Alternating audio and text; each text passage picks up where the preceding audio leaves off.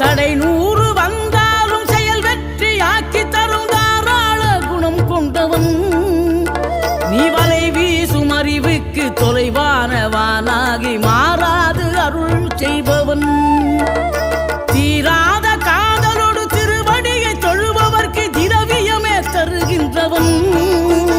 நீ தாராள உள்ளமோடு தவக்கோலம் கொண்டு பெறும் தார்மீக பொருள் தந்தவன். தார்மீக பொருள் தந்தவன். 6 படை வீடும் அருள் வழங்கும் முருகா அருகே நீ ஓடோடிவா. 2 முகம் சொலிக்க 2 கரங்களுடன் ஆதரவு தரவோ